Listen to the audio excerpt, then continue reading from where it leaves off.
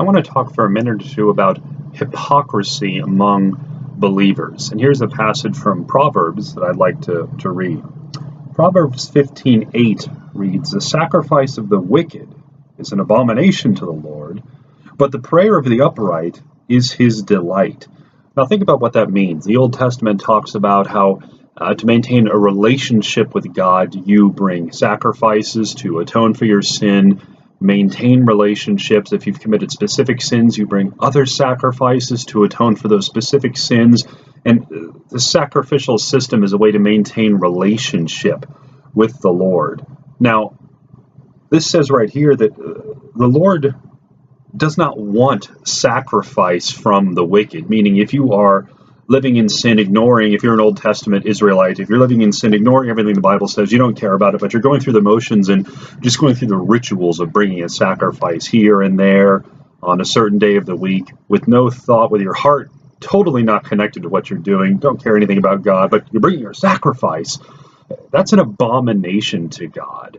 That's mentioned over and over in the Old Testament. Isaiah chapter 1 is a great example. Malachi chapter 1 is another example. Hosea chapter 6 verse 6 is another wonderful example. Jesus quoted that in Matthew chapter 9 to the Pharisees when he was telling them about the danger of this superficial, cheap externalism with no connection to heart and soul. And that's very, very important. I want you to think about today if you're a Christian. Think about what this means.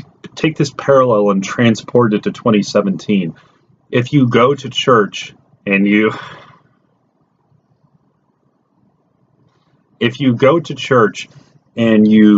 come on Sunday, you come on Wednesday, you tithe, you do all these things on externally that you're supposed to do, but you're only doing them to gain favor with God, or because people expect you to, or because you think you have to.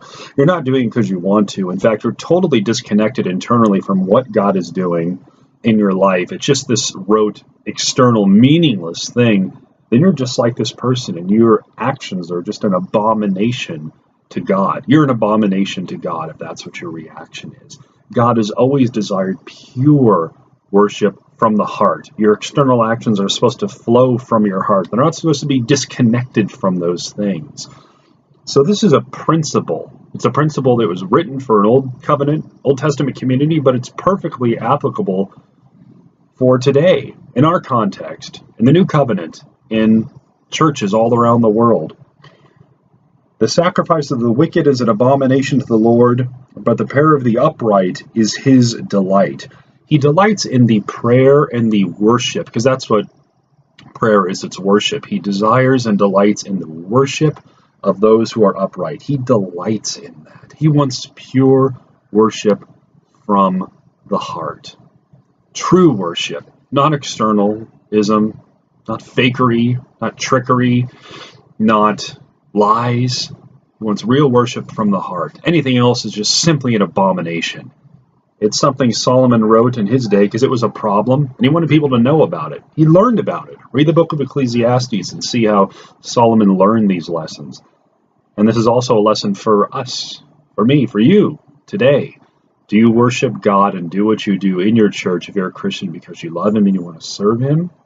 Or is it just this external thing you do because your parents told you you had to?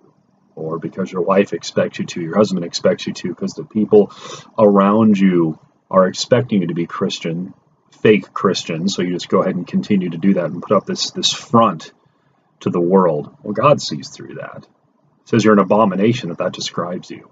Real worship comes from real love for God from the heart, which produces outward action.